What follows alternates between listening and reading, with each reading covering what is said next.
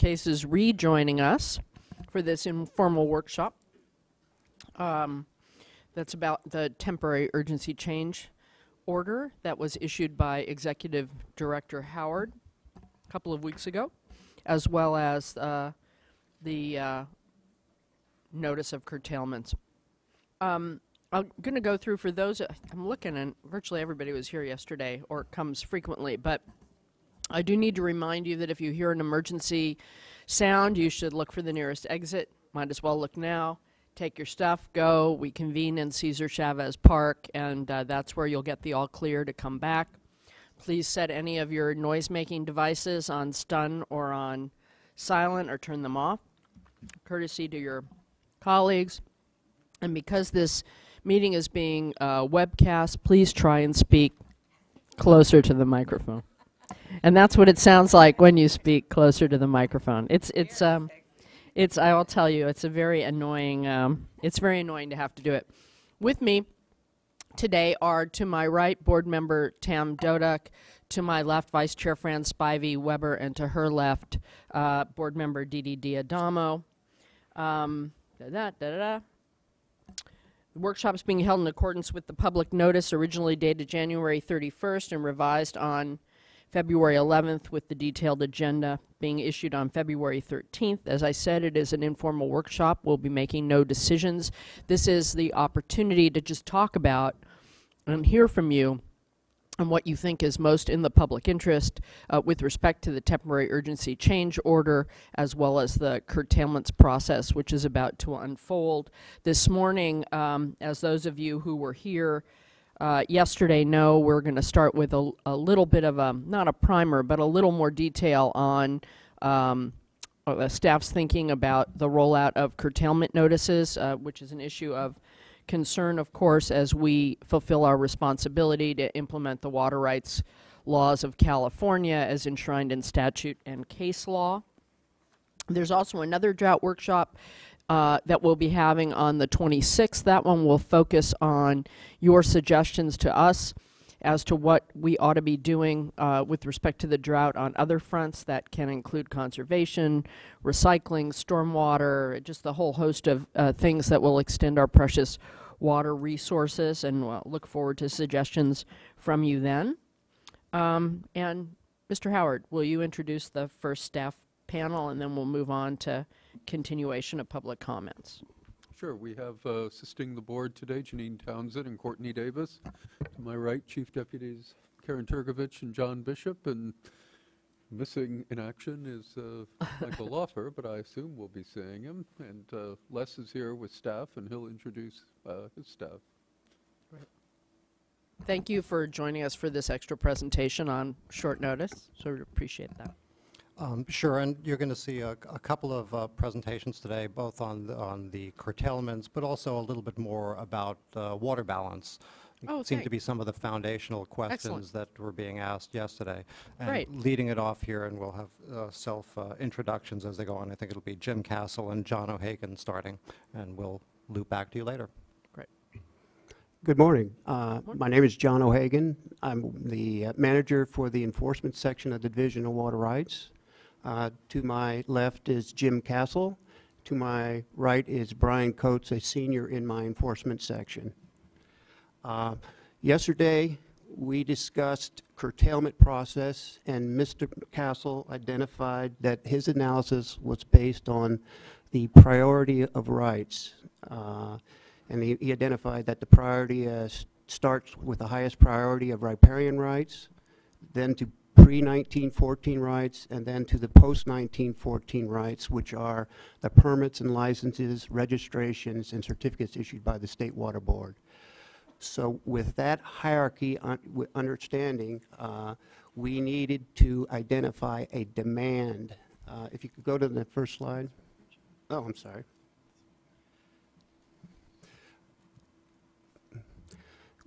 Well, I just appreciate your validation that Mr. Castle had it right yesterday.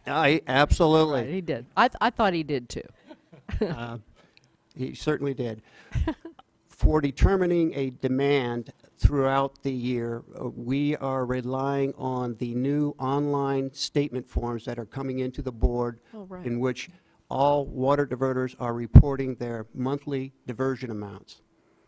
Under statements of water diversion and use, which are filed by riparians and pre-1914 water diverters, they're filed every 3 years, and each of those reports report on a separate point of diversion, and they include monthly amounts diverted in acre feet.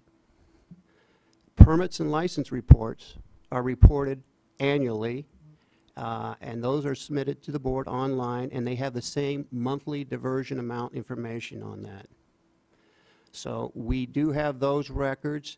For the statements of water diversion, because there's an overlap, the only common year of overlap with all records submitted was 2010, because the first report covered 2010, the second phase covered 2010, and then the third phase covered 2010. They're mailed out in 3 batches. So that's the only year that had overlap.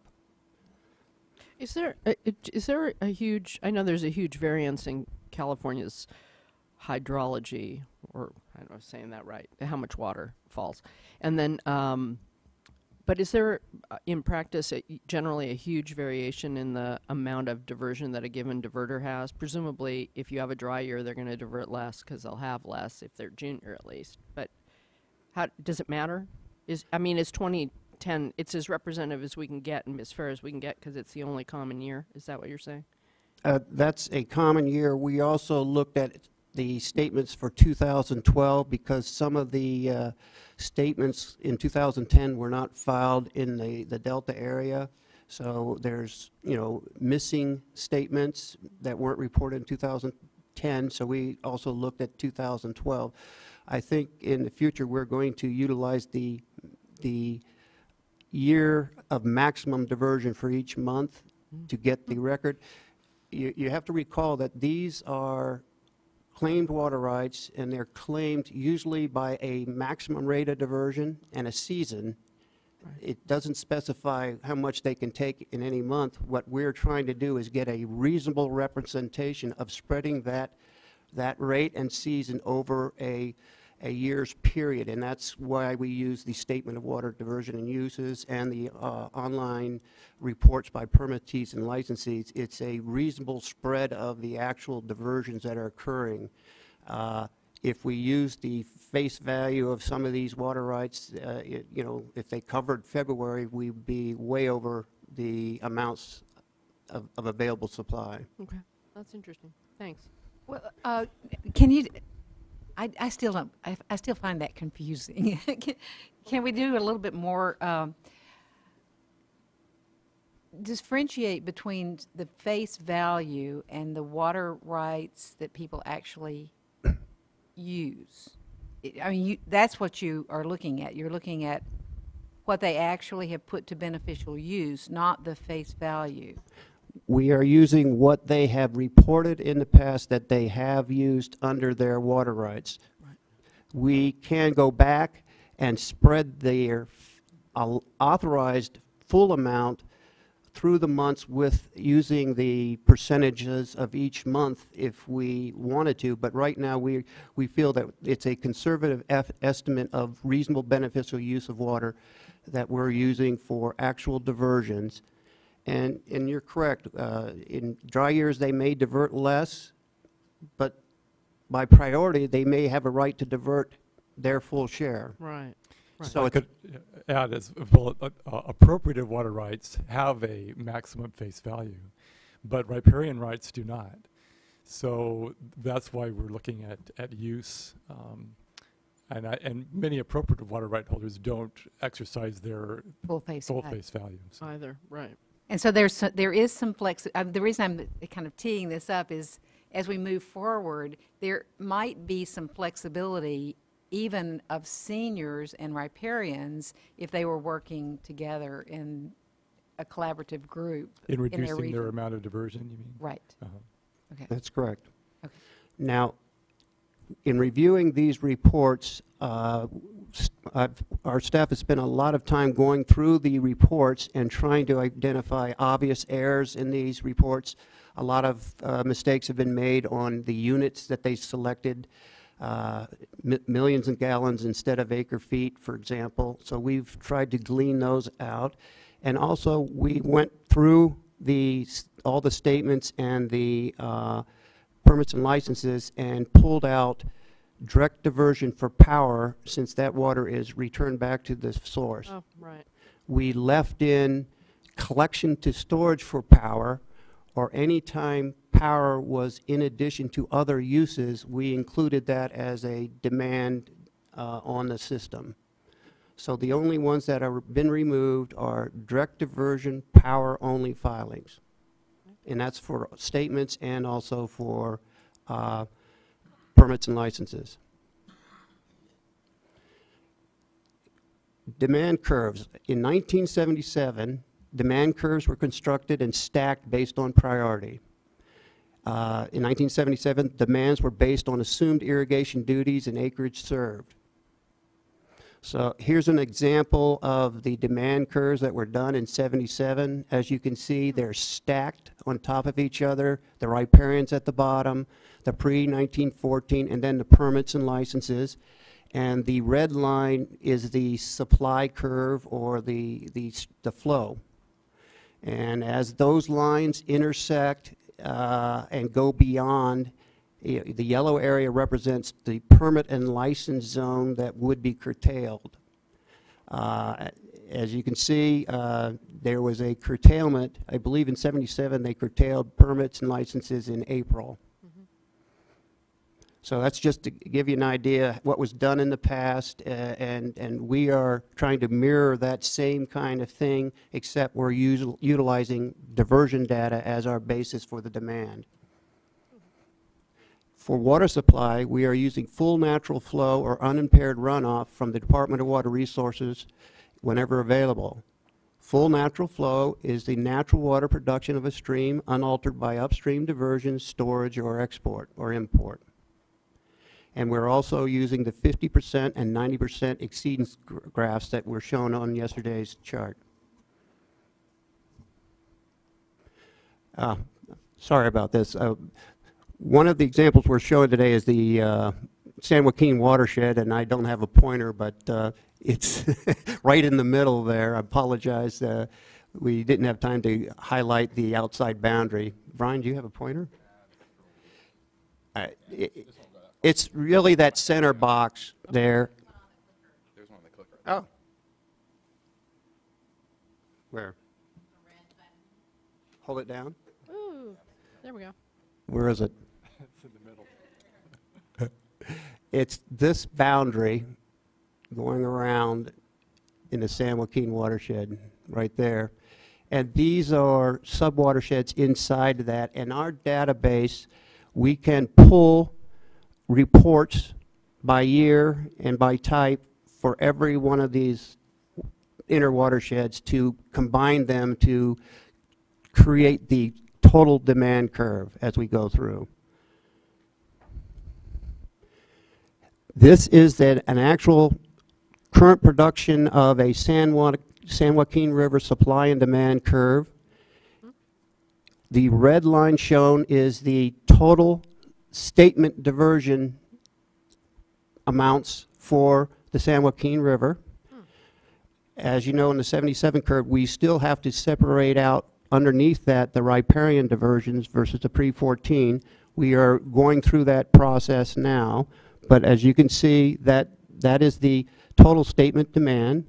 The next yellow line is the post-1914 demand up to 1919, and the top brown line goes up to, what's that? 1929. Thank you, Brian. I can't see that far. But it's showing that these demands are getting stacked on top of each other as we build these curves. In the dashed blue line is the full natural flow forecast by the Department of Water Resources at the 50% exceedance level. So if you look at February right now, we're a little bit above the 1919, post-1914 demand line. Of course, there's, if if you zero in on that, the shaping of that curve, you might change it a little bit, just so you understand. Now, How often does DWR revise those numbers? they mind this in the bulletin. They revise it the monthly amounts monthly, but we get weekly updates on it, and this reflects the most current weekly update. This chart is the same demands, but with a 90% exceedance supply curve. And as you can see, it's below the statement demands. Will you refresh my memory and other people's what the 50 and then 90% exceedance mean? The 50% exceedance is in 50 out of 100 years, the supply will be greater than the amount shown. And the 90 exceedance in 90 out of 100 years, the supply would be greater than the amount shown. Okay. And as you heard yesterday in the presentations, that the projects in most facilities designed for the 90% exceedance.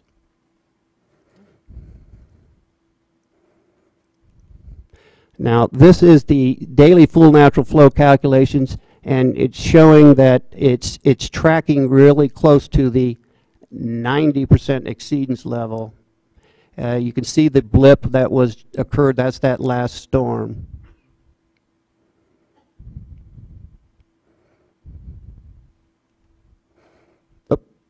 Go back. Now, I wanted you to realize the factors that are not being considered in this display, that's just what we went through, is that there's downstream natural stream losses due to groundwater, seepage, evaporation, and transpiration of native vegetation. That would be a loss to the supply of water that would be unavailable. There's considerations that the board may want to do for public trust flows. And then if you're in the delta, there's what portion of the delta outflow, if the State Water Project and USBR have insufficient storage to make those, is there any responsibility for prior water right holders? None of those are being taken into consideration when we did these demand curves. It's purely based on priority of rights and the available supply based on the full natural flow from the Department of Water Resources. All right, and the reason why is it's too hard to do, or the reason why is you have enough conservatism built into it with the 90%, or what? Well, the reason is what percentage is necessary from water right holders for meeting, for example, the delta outflow, and then what percentage of the public trust flows are needed by these water rights. All water rights are subject to the public trust. Right. The question is what amount and portion should be shared by everyone.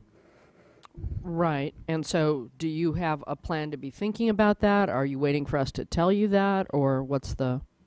I believe Les Gruber will be addressing some of those issues in his presentation.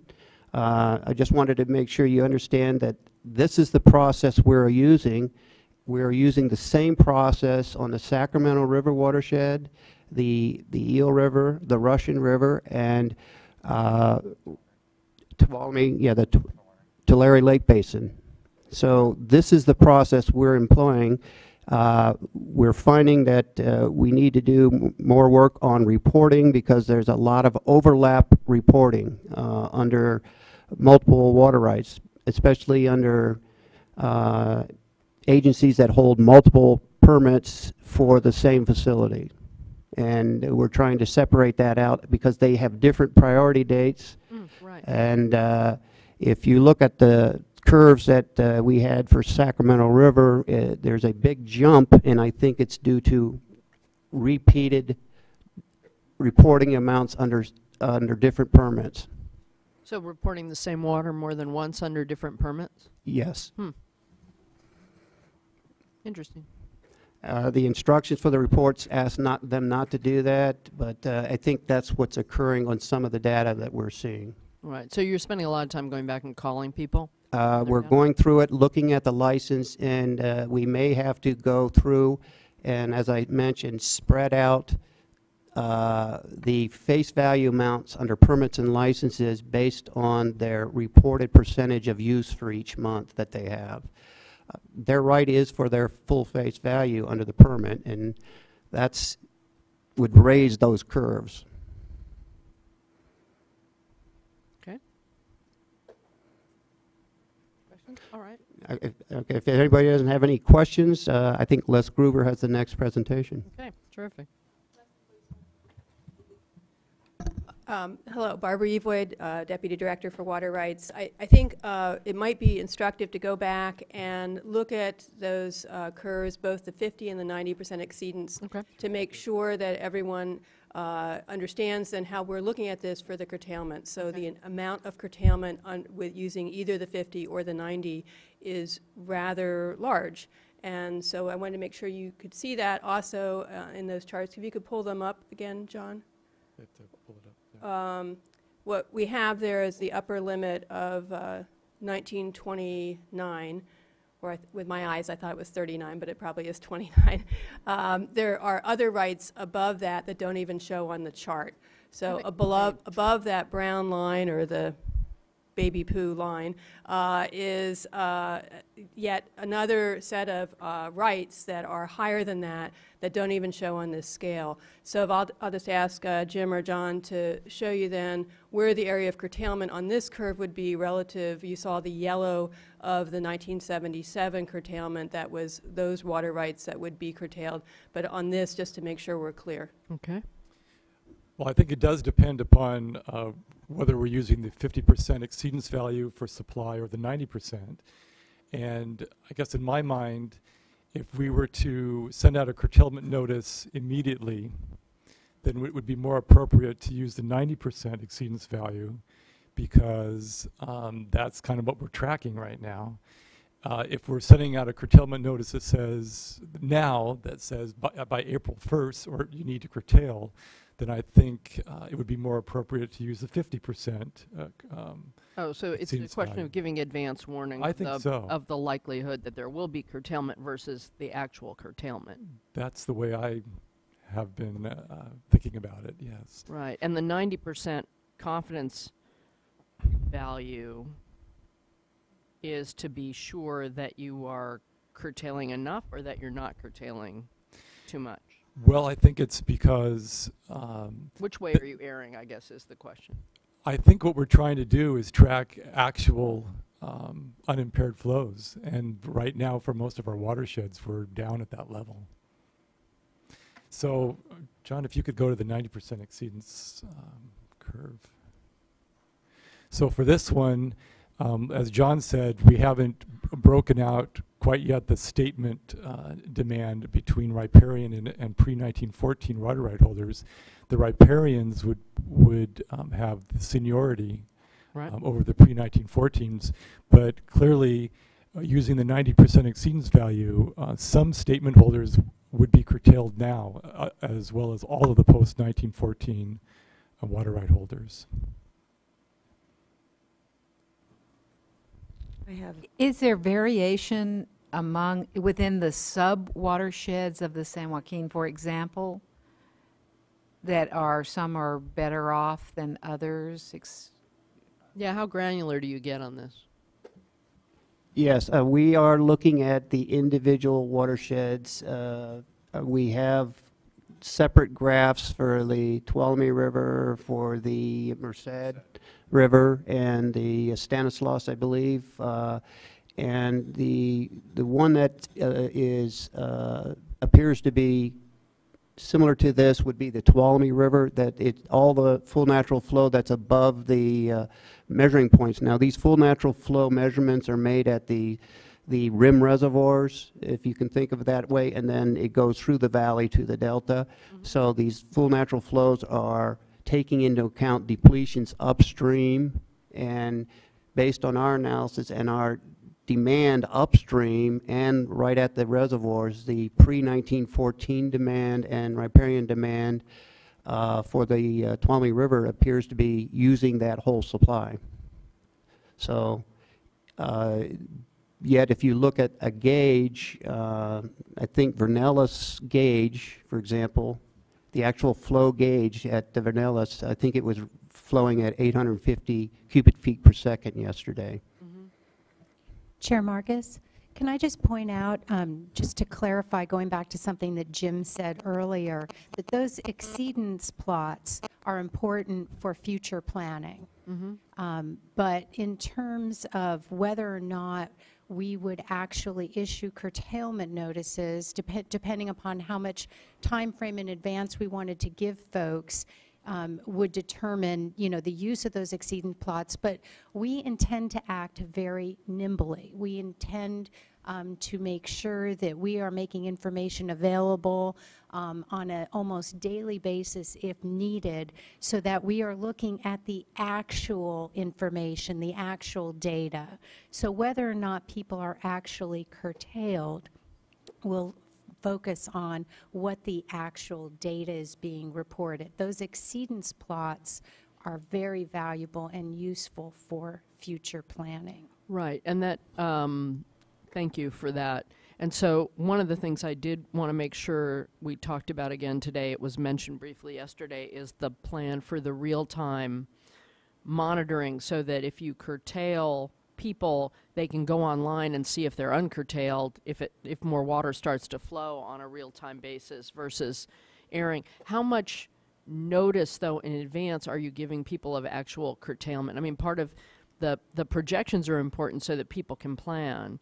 Then the question is, how much notice do they get that they're curtailed? So once they get the notice, it's off, or do they say you're off in 2 days, or how does it actually read? I know I've seen one, but I apologize for not remembering. Right. In terms of what we're working on right now, things are so dynamic that when we were looking at notices, and we announced that we would be issuing notices imminently on January 17th, and as we looked at the data further, we held off. But because of the timing, those notices would have been immediately. So to the extent that we can provide a future planning horizon, we will. To the extent that we can make this information available, we will. And we will be notifying folks that they can sign up for our LIRIS listserv. There will be an email box, and we will post information on our website as precipitation events occur, almost daily in that event, so they can see whether or not, if precipitation occurs, if the curtailment situation is lifted, or when it's being imposed again, in order to take advantage of those storms. But I would like, as we move, before we get too much further, to make sure that Les has an opportunity to walk through the water balance, and so that we can get to the last 3 points on John's final slide, so we can further elaborate on some of those questions that you had earlier. Great. So perhaps just to start, and Janine and Courtney, you can load up that other PowerPoint. Just a couple of words on what's already been described here. We're doing really two things at once. We have to be responsive to the real-time condition at the same time that we're planning for the future. And some of the questions that came up yesterday, it's like, what's the plan for next year? And I perhaps inelegantly answered that as like, well, next year is going to be, you know, really uncertain. What do we know? But how do we need to set ourselves up for the end of year to be prepared for next year? Right. So that's probably the best that we can do in terms of like, well, let's not assume, you know, everybody hopes for a better year next year. But if it's not, Right. well, what's the plan and what's our collective plan? Right. And that's exactly what we've been doing now in talking to the resource agencies. And I'm glad to see that John Lehigh is here again today, because to comment on one of the things that we've been discussing here is in terms of John Lehigh from the Department of Water Resources. Yeah, no, I just see him. And he can correct me if I'm wrong, too, to make this a true I workshop here. think we also owe him like several cappuccinos for like the all-nighters he had to do on the urgency change order, as I understand it. And we'll continue as things right. change. But a couple of comments on the 50% versus the 90%. And those are the same, those are the snow survey plots, and those are the probabilities, if you will, of what's going to happen in the future. As we get further along, since we have the system as snow melt dominated to a large extent, once we get further along, we'll know better what's going to happen throughout the year, and it's just going to be basically a trajectory towards a peak and then a recession. And then we'll have that to work with, and it won't necessarily be in and out. There'll be more certainty. But right now, you've heard yesterday about the March miracle and things like that. We just don't know. So it's a question of how quickly do we act now based on a worst case and what we see in front of us, and how well prepared do we have to be for various eventualities. I'm confident that no matter what we do, it will be wrong, because we can't know with certainty what all those things will be. But one further comment on the 50% versus the 90%, those are simple probabilistic assessments of what's going to happen. It doesn't take into account what Mr. John Lehi presented yesterday and others, and that the 90-day outlook for NOAA is that we're going to have more of the same. The storm door is closed, so that tempers it down towards, sadly, the 90% rather than the 50%. The 50% would just be, out of 100 years, if you didn't know anything else, what would happen? So it's tending towards that lower end. So hopefully that helps with a couple of points in terms of where we are now and how to inform decisions. So those same 50%, 90% are going to be factored into this presentation we're about to go into here in terms of just the projects and the choices we will need to make in terms of how we use the water that is available now, and we expect to be available now based on that 50% and 90%. And with that, I'll pass it off to Eleanor Bartolomeo, who is an engineer in the Flow Implementation Unit, and will walk you through some of the numbers. Great. Thank you. Good morning. I'm Eleanor. Put together some graphs of our current reservoir storage and some information about some of the ways that have been discussed for spending that water. In the column to your left, you have the storage as of yesterday in Shasta, Trinity, Oroville, and Folsom reservoirs. Then the two bars on top of them, the first is the 90% exceedance, how much additional water we might collect in storage if we follow the current trend. And then if you add that next bar, you get the increment to the 50% exceedance, how much we might add to storage if we have average rainfall from today forward. Then the white bar on top is the dead pool in all of those four reservoirs. This is water that, while you may see it in your total storage number, it's not really available for us to use. On the right, we have 2 million acre-feet of carryover storage. That's not a recommendation, that's just a reasonable number, something we might like to keep on hand in case next year turns out as dry as this one. Then we have the required in-stream flows for the Trinity River, the amount of water that would be exported if we pump at 1,500 CFS between today and the end of September. This projection is for the water year, so through September 30th. The amount of water is necessary for the CVP to give a 75% settlement contract delivery. The amount of water for the State Water Project to give a 50% settlement contract delivery. The amount of water we'd need to keep delta outflow at 3,000 CFS after subtracting contributions from Vernalis and the east side streams. And on top, an as yet unknown quantity of water that we'll need for temperature and salinity control. Can I ask a question before you? So we put the contract delivery amounts because the projects, those are the projects' Yes. terms. But the projects are junior water rights holders themselves, right? This is what's currently in storage. So they, This is, wait, help me. These are actually, I think the question, these are the settlement contractors, so these are the most senior Right. water rights part of the, yeah, so these are not the regular contract, these are the settlement contractors under the state and federal project. Right, and so they're the most senior in the contracts, but they're also, I'm just trying to illuminate for people listening, they also happen to be senior water rights holders, which is That's why they ended up being senior contract. That's exactly correct. Right. But on that, it looks like there isn't anything, this would all be Sacramento Valley. And this is It looking- doesn't include the exchange contractors for south of Delta. south of Delta, we have the exports would go to the exchange contractors, and we also don't have the south of Delta reservoirs in the balance. This is just looking at Delta outflow is what my primary consideration in putting this together is. So I was trying to figure out how much water would be available for the delta. Well, maybe someone can speak to it later, but I'm not seeing how, I think the Bureau yesterday said that there'd be 40%, and maybe not it wouldn't be the question for you to answer, but I'm not seeing how they get the 40%, because the 1500 CFS is health and safety. There'll be some additional graphs Where you coming can up to answer show that. you Okay. some other Okay. information. So I think some of those questions will be answered. But just one, and Eleanor might still be saying it here, but this doesn't look at some of the other flows in the system, some of the other natural flows that would also be available to meet senior water rights within the system. But this is looking at a balance. See, what can you do with project water? What can you do all with of the burden the we're storage problem on we the have? north of Delta project water? Yep. Right. Yeah, because you're not going to get a lot of salinity control out of the San Joaquin system. That's correct. It just isn't there. So that's what this is focused on, is the salinity control dilemma that we have. That's correct. Right. And all of the settlement contractors are north of Delta. Right. So that 75% that's modeled there, if they gave a 75% allocation, that would be delivered north of Delta. That's before the exports. And I went with 1500 CFS because that's what's in the change petition. Okay.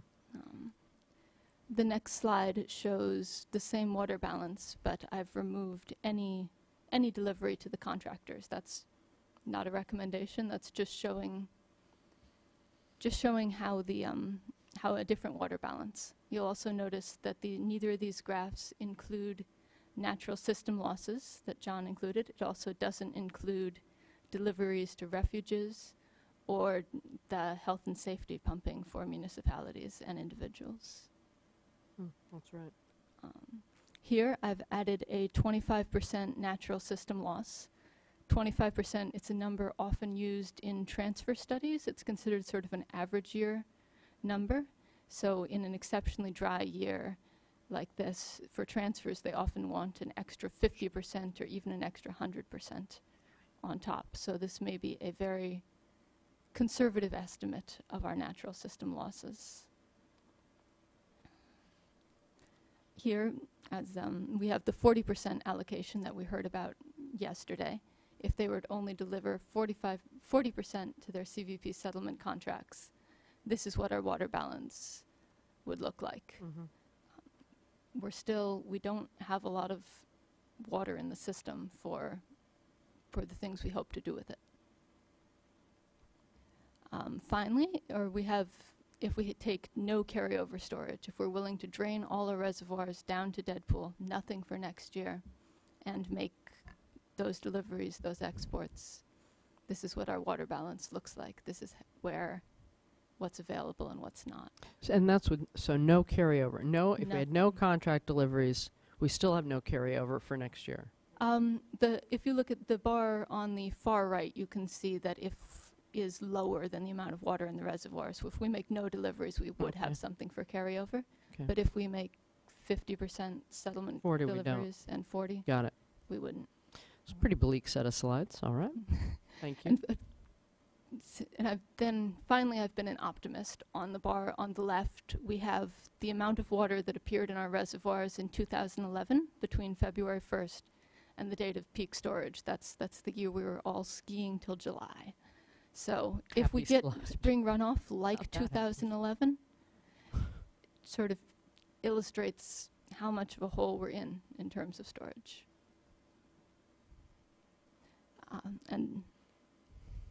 And then I'll turn it back over to Les Thank to you. comment on that. Thank you. So let me disclaim again, this is intended to provide any recommendation, but really a simplified water balance, reservoir balance for north of Delta. It doesn't take into account the full system, but it's another way of looking at what Mr. John Lehigh presented yesterday, which had some of the assumptions here. It's like we're going to dead pool or minimum power pool at the end of the year, and we're still not meeting delta outflow. We're going to zero at certain months, things like that. But that's meeting, some other level of contractual obligations. What the right mix is, Right. I don't think we can know right now, but it's things that we're going to have to look into and factor into, first starting with where do we think we need to be at the end of the year in the event of another dry year, And this also links back to the earlier presentation in terms of curtailments, because this suggests, depending on what we do, there's not necessarily enough water in the system to provide the full delta outflow. So if there's... That's right, even without the project So- water, just the water. Exactly. So does that mean that we need to look to other water right holders as part of that, putting it on the bottom there, not just with the other demands, but we actually need something for minimum health and safety that would need to be applied watershed-wide? Right. So Chair in this- Marcus, just one But quick you- comment. You have to call me Chair Marcus. I keep being confused when you say that. Oh, No, I I'm always sorry, I say know. that in a Yeah. board meeting. Yeah, right, I'm sorry. So in the temporary urgency change petition, one of the provisions asks that a water balance be done by the projects. I just wanted to point that out because, well, we are now doing some tentative water balances based on what we see in storage and some of the existing demands. I think it's important that among us and the projects, we come to agreement as to what the water balance really is with respect to the, for example, the decisions that the contractors, the state water project contractor has made for 50% delivery to their contractors and 40% for settlement and 40% for exchange, and how much water they're going to deliver out of San Luis to meet that 40%, which is, you know, the question I think you were asking, where is that in the plot? So there are a lot of pieces that we need to get sorted out before we can definitively say how we, you know, perceive this, these final allocation decisions to be made. So I just wanted to point that out, and we hope to have that in the next couple of weeks, I understand.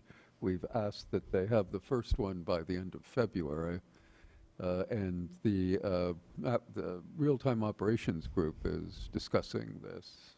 What is that called that you're going to be getting at the end of February? The water balance. Water- It'll be a so- water so balance. it's their that we- version. Right, but it's Okay. one that I think we will be talking with them, and hopefully we'll all be in agreement as to what it actually is, so that it can be used at that point for, you know, perhaps more refined decision-making. So yesterday, there was a slide that showed,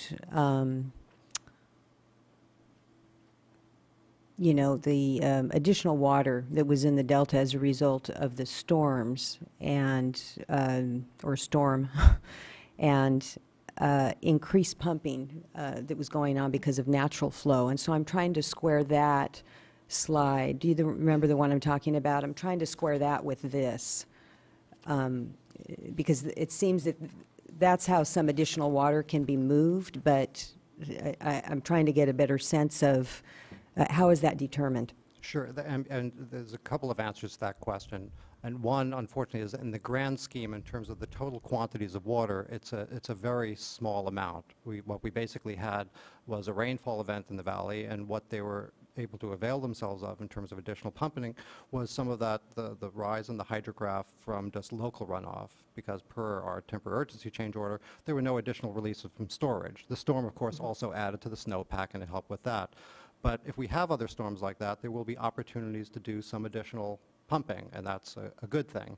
But those things are fairly short-lived. I don't know, and maybe John can answer. I'm not sure where we are in terms of the falling limb now, but that'll soon fall down, and we'll be back to, you know, those lower, more drought-like conditions, and will not have such opportunities. And it is good to use those opportunities, but we won't necessarily get much of it, and it doesn't add up. It doesn't add up to much. There was the second part of that I wanted to respond to.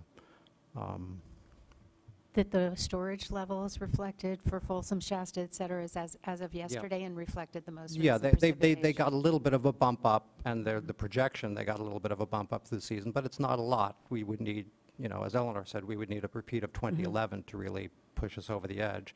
But any incremental amount will help, but it won't, absent those types of events, it's not going to help us with these decisions. We're going to be needing to determine where we need to be. As Tom said, what we're doing with the real-time group now is let's just agree on the data set, you know, so we have at least the same set of data information in terms of the water balance that we're using. And that's the point, and probably the critical area that is that needs to be determined as well are what are depletions. You know, we have a good sense, as John and Jim were describing, in terms of what is being diverted from the system, but we also have natural depletions. And in the delta, those can be quite high. Throughout the whole system can be quite high, especially when we have the dry condition and we have the antecedent conditions. It's been dry for some time, so there'll be high groundwater losses, and there's going to continue to be high losses, evaporative losses, even just to native vegetation. Because even if, for example, and this has been an issue in the delta, if some do not irrigate, it doesn't mean the demand goes away, because these areas are at or below sea level. And if you have native vegetation growing, you could still have quite high demand that goes in through the season. So we need to get a better idea of what those numbers are now and through the rest of the year. Because I think it was mentioned yesterday again, the delta depletions in particular, we don't do a particularly good job of estimating those things during extremely dry conditions. They're not, you know, they're very rough at any time, but when it's particularly dry, it kind of assumes that the day before, last week, was normal. This has not been the case. So when we had those rainfall events where it indicates that delta outflow bumps up, that first short storm, what our models tell us is that flows went up by almost 2,000 CFS for 5 days, whereas the reality is it didn't bump up at all. So if we're going to manage this more tightly in this year, that's part of that water balance, is how do we better know what the system losses are so we can act nimbly, not just for water supply, but also for water quality control. So it's a tall order, but this is all of what we've been talking about as part of this real-time group, is how do we figure out our information needs during a time period that we're not used to operating under. How do we need to adjust the models and the data that we're using to make decisions? So that we're as close to reality as possible, which is a nice thing to aim for, I think. Correct, and not using the models that we always use just because They're the models we always use. Yes. No, that I think that's good. I mean, we're getting, I think, a healthy respect for how challenging this is, and I think one of the things I heard yesterday, and I think, you know, again, we're not making any decisions here today, but one of the things I did hear yesterday repeatedly is the desire for transparency in all of this, which is, again, difficult in real time. A little concerned about that. In some ways, this workshop is the transparency, the first step of transparency to deal with some of the decisions that were made in a temporary urgency way, and we're probably, given the level of what we need to deal with, we probably will need, at a minimum, at each of our hearings to have a place on the agenda to update us and the public on where things like this real-time, where this mass balance ends up being and what the real state of play is, because this is really the only public forum where this happens. I think people can look online for DWR, but I think at a minimum we're going to have to put time on our agenda on this item every 2 weeks, every time we meet, so that there's a place where people can be updated on what we know and what kinds of decisions are being made, I think. So that's the minimum, I think, that comes out of yesterday. A lot of people talked about a lot of things yesterday that were fine and all very interesting, and things that actually inform us towards the future and inform us. There weren't that many things that were specifically about the actions that were taken or were about to be taken. Today, I think we'll hear more about curtailments based on the discussion yesterday, but also appreciate your update. Also appreciate this flow, this broader question update, so we understand the choices that are going to be in front of us collectively, if not just in front of the board. Some of them are for the board to make, but for us as a state family as a whole and federal family. So that's very good. I'd like to add on to that, and just to see if you have been thinking about, I think, letting the public know where we stand on these balances is great, and we should do it as frequently as it. I mean, we should make it public as often as possible, but we're going to have to actually,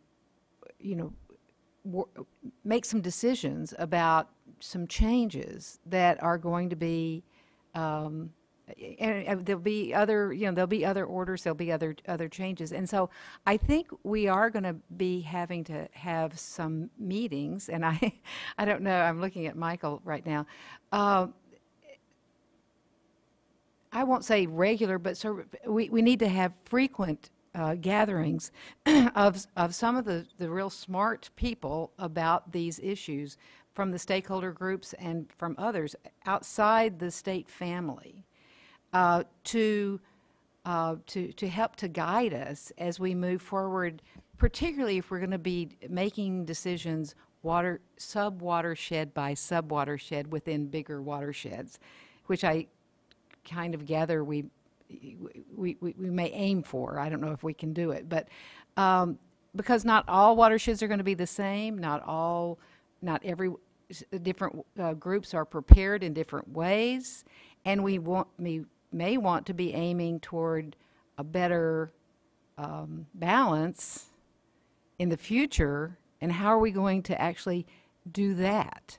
And so that's not for today, but starting, I think, next week when we have the workshop where people are telling us what they think we should do and perhaps what others in the state family should be doing, that will not be the end of opportunities for conversation. I'm not quite sure exactly whether it's a workshop or whether it's it's meetings or what it will be, but I really just think we have to, and maybe we as the board have to kind of help to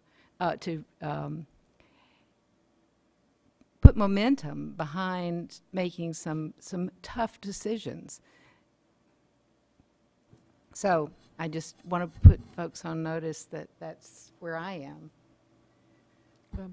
Well, I agree, and I like the idea. I think, I kept hearing about transparency yesterday as well, and have it in my notes for when we talk about this later, but I felt like the process we're doing now is helping on that issue, and as often as we can get together, I think it would be preferable to do more of these.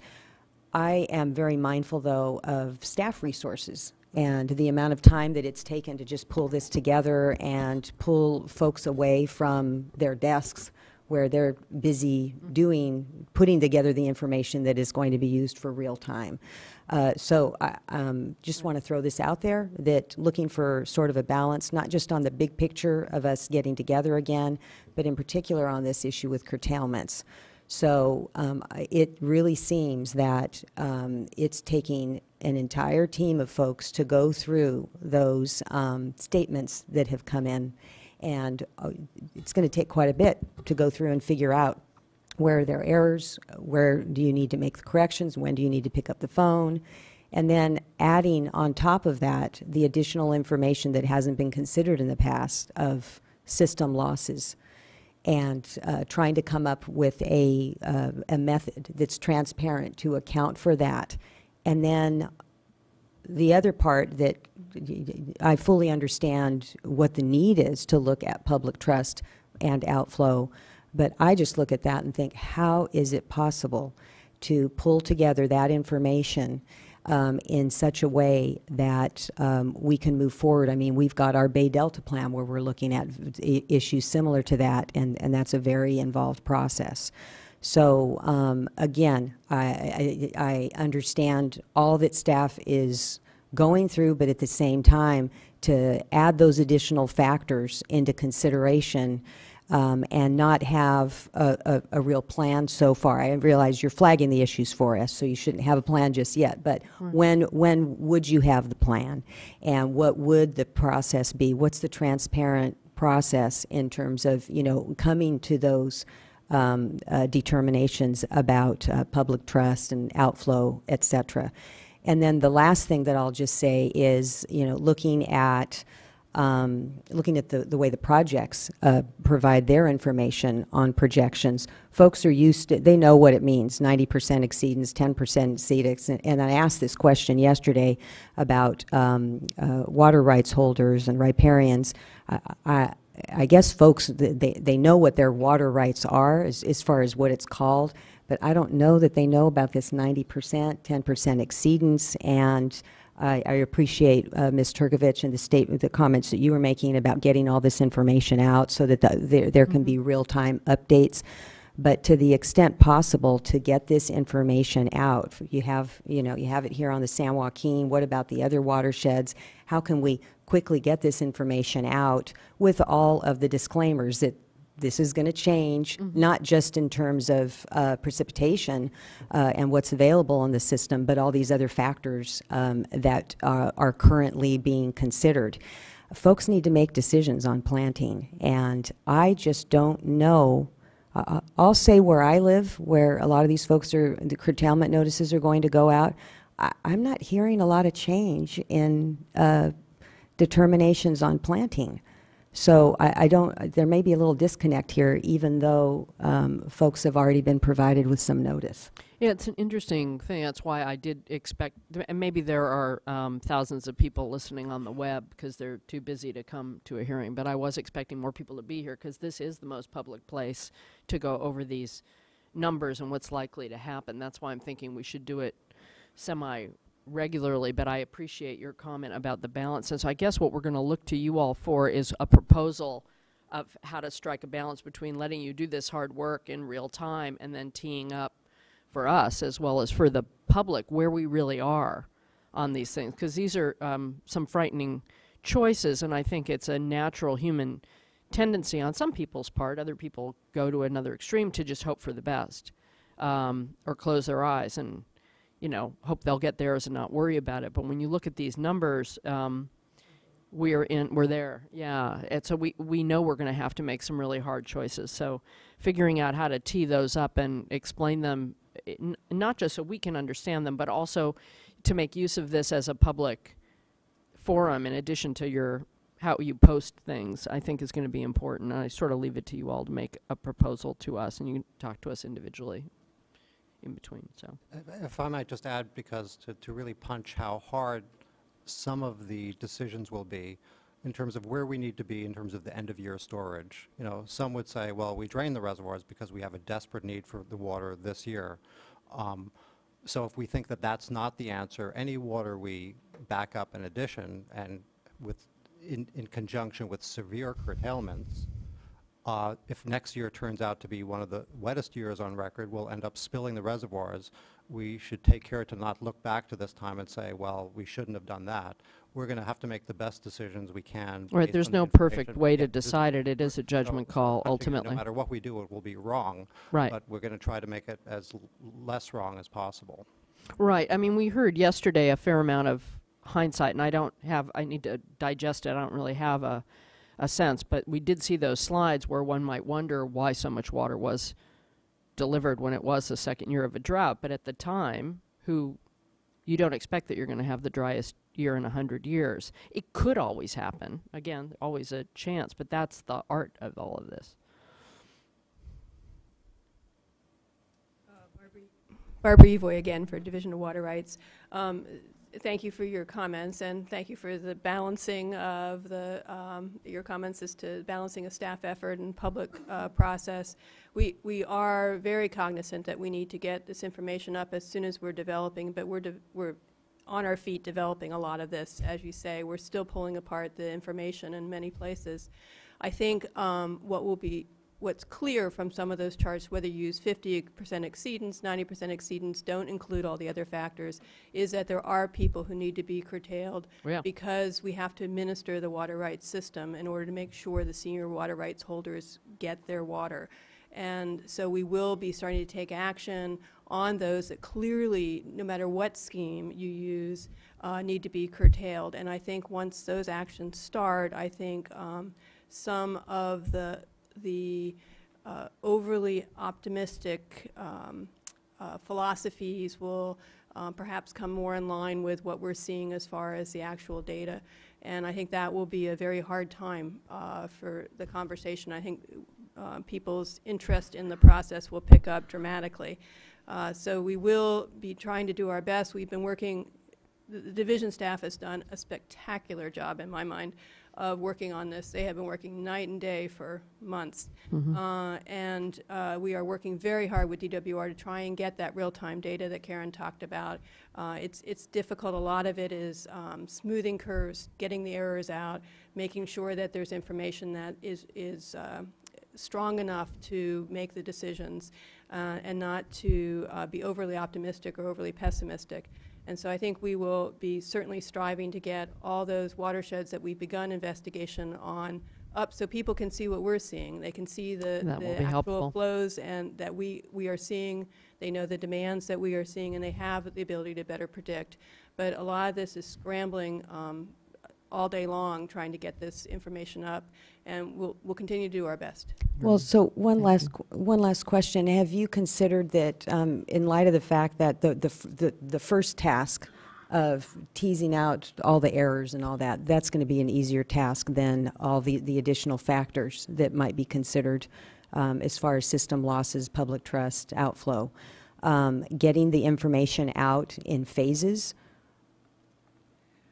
We'll certainly Like be this is what we know now, and this is what at a minimum, this is what it's going to look like, and those cutoff points may change after further analysis, because I just don't know how long that analysis is going to take, and I think that it's important for people to get the information as soon as possible, because there's quite a few, as the charts show, quite a few that are going to be impacted no matter what.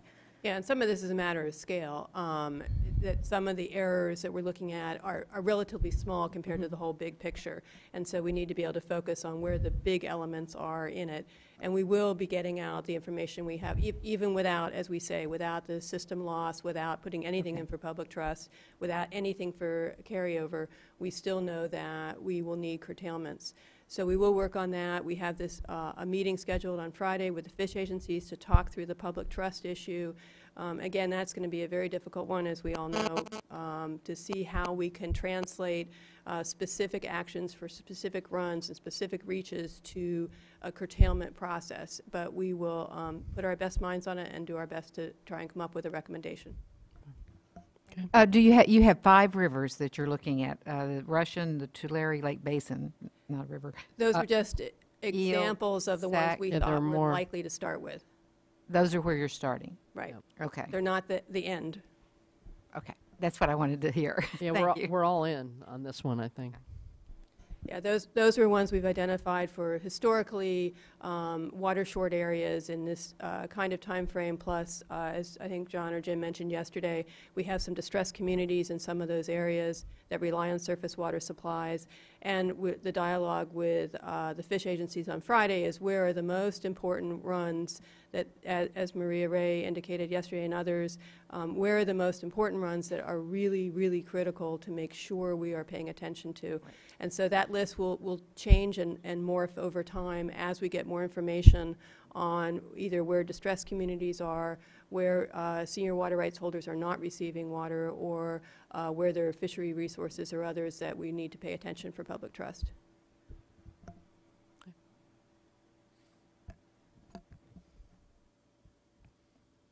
Does that conclude your presentation? Yes, it does, and I would also... That was good. Well, yes, and I'd like... I mean, it was depressing, but it was good. Well, and thanks... I mean, I've been through this so many times, I knew it was bad, but each time it's like another veil is lifted, so. Well, thanks for the good questions, and thank you for being mindful of what are we going to do with the resources available. Hey, I was mindful too. She just beat me to it. Well, then thank you too. Thank you. Thank all of you. Cappuccinos for all. Okay, thanks. Let's move to public comment, and again, appreciate advice, etc. From you all. Do we have cards? I figured we'd have some cards. Thank you very much. All right. Tim O'Loughlin. The last word yesterday and the first word today, Mr. O'Loughlin. Special. Tim O'Loughlin, representing the San Joaquin Tributaries Authority. Can I ask for more than 5 minutes? Yes. Thank you. I'll try to keep my comments short and succinct. Can you keep it to 10, though? No, seriously. I'm going to try to address some of the questions that Yeah, you've raised and address some of the issues that staff has flagged. Okay. First of all, I fully endorse the suggestion by Board Member Spivey Weber to try to get this information out as soon as possible and to start having meetings as soon as possible, because I think there's more to the story than this initial briefing that you've heard, and I'm going to try to tease out a couple little nuggets for you and what they mean in water rights and what they mean in supply and what they mean and how things operate. So I think that would be well worthwhile. As you know, the entities I represent, we report hourly, we report by the minute. Our information is all on CDEC. So what diversions are being made, where the water is going, what water is coming into storage is reported on a daily, hourly and daily basis. So the information's there, and we have to go through it. So some issues. First of all, one of the things you're going to have to figure out rather quickly is what is your authority, and what is your jurisdiction, and what is the scope of how you can operate, and what you can and what you can't do. Right. And I think that's a very important question, and nobody's really, I understand staff's briefing here has been on a basis of talking about a water balance, but a water balance doesn't go to what you can and can't do. So, so one of the issues that would come up is FERC jurisdiction over reservoirs and reservoir releases. So there's a little case out there called Rock Creek, and it talks about your authority and jurisdiction about what you can and can't do. So let's say hypothetically you decide that you wanted to look at setting public trust flow requirements on the San Joaquin River at Vernalis this summer. Okay, then you look upstream. Well, unfortunately or fortunately, depending on what chair you're sitting in, there's two systems that are governed by FERC releases, the Tuolumne and the Merced. So right away, what kind of jurisdiction do you have to effectuate that? Then embedded within these systems as well are numerous agreements. And agreements don't always pop up on the water right site that your staff is looking at. So there's an 88 agreement on the Stanislaus River between the Bureau and senior water right holders. You have the 4th agreement on the Tuolumne River. You have the CAL agreement on the Merced River. We have a little agreement called the exchange contract, and I know Jenny Buckman and Paul Manassian are behind me, so I'll leave that to them to discuss what that agreement is and how it would work. But once you start looking at how you're going to put things into play, various priorities and issues come up. So let's say hypothetically, again, let's go back to this, you're looking at public trust flows. Let's say it's the February through June time period. So you have D1641 is in place, and you have flow requirements February through June under D1641. Under that requirement, the Bureau at New Maloney's is fully responsible for meeting those requirements. Okay? So now, look, hypothetically, you say, well, they can't meet it. So then what are you going to do next? Well, then you'd go to other junior appropriators, and actually you had a list that you put out when we did D1641 of the junior to senior appropriators on the river. Well, what your chart shows basically is that there is no water under post-14 water rights, because as we've supplied your staff previously, on the San Joaquin River, pre-14 water rights are basically 8 to 10,000 of the first CFS that are available in the system are either appropriated under the exchange contractor agreement or on the senior water rights on the tributaries. So at that point in time, if you're looking to do that, you look at the Bureau. Well, the Bureau can't meet its requirement. Then you go to these junior appropriators. Well, now you're upstream and you're looking at Friant. Well, because Friant has a 1925 appropriative water right. So are you going to then require Friant to release water? But Friant has an exchange agreement, which might come into place this year, because what you've seen over the weekend is the exchange contractors got a letter that said that only 40% of their supply was going to be made available. Well, if that's the case, who's going to get that water? And actually, the exchange contractors are the most senior water right on the system. So it's not a simple line to be drawn that when you start saying that you want to do certain things, that other things are going to fall into place, and we have to be cognizant of that. The other thing is, I think it's safe to say on the San Joaquin River system, there's no sense looking at a 50% exceedance forecast at all. Antecedent conditions are so dry in the upper watershed right now that with the modeling that we've done and the snow surveys that we have, that what we're looking at is any precip or measurable rainfall that's occurring, we're seeing little or no runoff. And a prime example of that is the recent storm that went through on the Stanislaus River system. We got 3.5 inches in the upper watershed. It equated to a runoff of 2,000 CFS at New Maloney's for 1 day. So that's the kind of thing. So if you're from a planning purposes, you should look at that. This goes to the other thing about the models.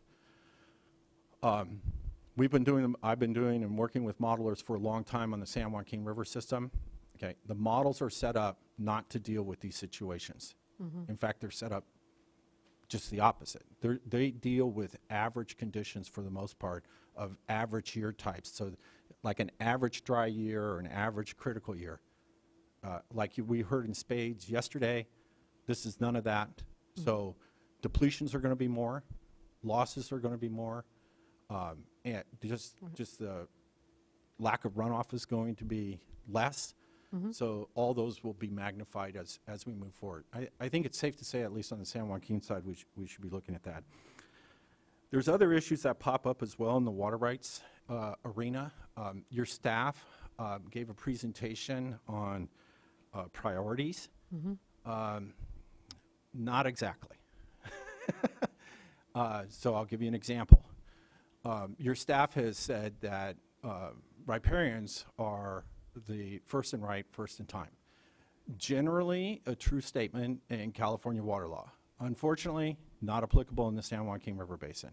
So the example I'm going to give you is the Stanislaus River Basin. The Stanislaus River Basin in 1925 was adjudicated. That adjudication was confirmed by the California Supreme Court. All rights on the Stanislaus River Basin were adjudicated at that time, whether it was pre-14, post-14, or riparians. So riparians have no higher value or lower value on that stream system. That stream system's been adjudicated. The adjudication will be followed under California law based on priority and amounts. So, and there's other ones like that. So like there's the Cal agreement. You'll hear about that probably as we go through these and some others.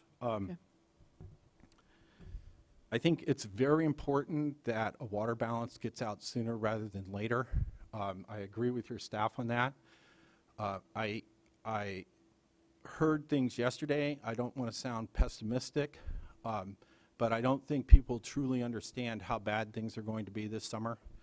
So if you look at releases that are coming from the tribs, if you look at depletions in the lower river, you look at the lack of flow coming in from the west side because the exchange contractors are going to have their supply cut. San Luis will get zero supply. Friant is not going to be releasing water, and if they do, it's only going to go to Mendota Pool. You're looking at minimum flow releases from the tribs based on FERC requirements or biological opinion. And that's going to be tough. The other thing, the last thing I will say is for the San Joaquin Tributaries Authority, the member agencies have looked at the snowpacks. They've looked at their reservoir requirements. They've looked at their requirements currently as set forth in their FERC the FERC or in their biological opinions. I believe I know of 5 of the entities that I represent have made water allocations. So those allocations have been set forth to the farmers, and decisions are being made, and planting is going to occur shortly. As you also know, a lot of the area that is encompassed within the area that I represent has permanent crops. So their ability to change on that issue is not going to be much. It's probably going to be a question of how much groundwater / surface water interchange is going to occur on making those available. The last thing is, I sent you several letters recently, and I'm going to stop from the immediate and go to the bigger term picture. Back in D1641, your staff identified, and in fact it's in your order, that this issue in the Delta has to get clarified. And so I'm going to just speak to this momentarily for a second. Go ahead. You heard from your water master